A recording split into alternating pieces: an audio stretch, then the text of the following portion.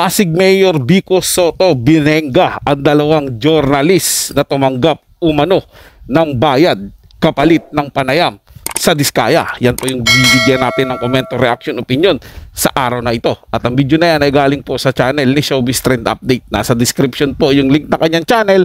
Bisitahin lang po. At syempre huwag nyo rin kalimutan na mag-subscribe dito sa ating channel at i-hit ang notification bell para lagi kang updated sa mga bago pang video na ating ilalabas. Isang like and subscribe lang po mga tagapanood. Napakalaking bagay po niyan dito sa ating channel. Kaya naman huwag na natin patagalin to. Simulan na po natin ang ating reaction video sa araw na to mga tagapanood.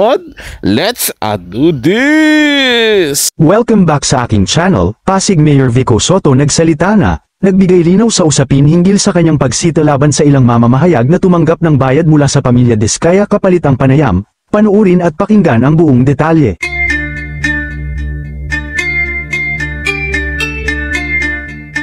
Nagbigay nga ng paglilinaw ang Pasig City Mayor na si Vico Sotto kaugnay ng mainit na usapin hinggil sa kanyang paninita laban sa ilang mamamahayag na umano'y tumanggap ng bayad mula sa mag-asawang Sara at Curly Diskaya kapalit ng panayam.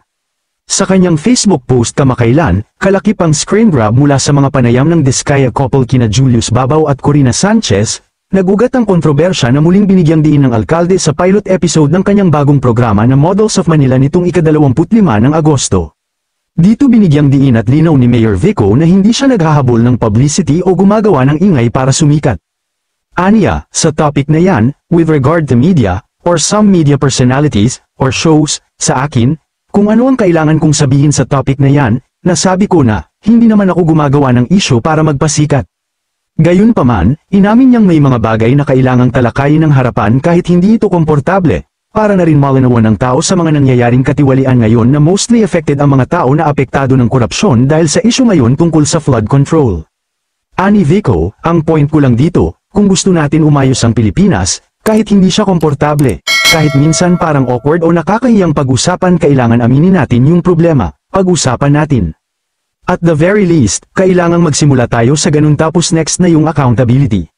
Matatandaan naman na matapos ang naging statement ni Vico laban kay Julius at Corina, ay agad naman binatikos ang dalawang journalist at tinawag pa ng mga netizens na bayaran. Pero agad naman ipinagtanggol ni Arnold Clavio na isa ring journalist at pinalagan ang mga patutsyada ni Vico laban sa dalawang mamamahayag. Samantala, mariin namang pinabulaanan ni na Julius Babaw at Corina Sanchez ang mga alegasyon na kumalat laban sa kanila.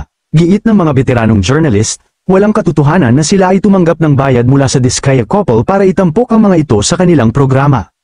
Komento naman ng ilang netizens, kung hindi daw sila binayaran, bakit mga Diskaya lang ang in-interview nila noon at bakit hindi sila naging patas at bakit hindi din nila in-interview si Vico Sotto, para naman daw patas diba? Ibig sabihin may kababalaghan daw talaga na nangyari. Kayo mga ka-showbiz, anong masasabi nyo sa ating showbiz topic ngayon? O sige nga mga tagapanood, kailan ba merong umamin na journalist na sila'y nabayaran? Diba? Wala na mga aamin eh. Kahit na mga politiko, wala ding aamin na nangurap sila. Ganyan po lagi dito sa Pilipinas. Kaya wala tayong pag-asenso. Kasi mismo rin tayong mga bumoboto. Wala rin naman tayong pakialam eh. Kahit sino na lang iboto natin dyan. Kahit na alam natin na yung tao na yan walang gagawing maganda dito sa ating bansa. Eh, binoboto pa rin po natin. Mga tagapanood. O katulad nga ito niyan, ang laking issue niyan na kinakasangkutan ng mga Diskaya na yan. Yung sa flood control. 'Di ba? Yun nga lang ang tanong diyan, nakakapagtaka. Bakit yung mga Diskaya, yung i-interviewin nila, 'di ba? Parang si Tory lang yan noon mga tagapanood, naalala nyo yung kaibigan niyang pulis, binigyan niya ng programa para lang makapagsalita yun. Parang ganyan din po yan. Binigyan nila Corina at ni Julius Babaw para makapagsalita at makapagpaliwanag doon sa sarili nila. Kumbaga una na kagad paliwanag dahil alam nila na sisitahin sila, tahabulin sila doon sa mga pinagagawa nila. Di ba? Simple lang po yan, mga tagapanood. Kung totoo mang binayaran sila o hindi. Salang din po sila sa lie detector test. Isama na rin yung mga Diskaya. Tanungin kung mayroon ba silang kinalaman sa maanumalyang flood control project na yan. Kasi ako naniniwala ako dito kay Vico Sotto.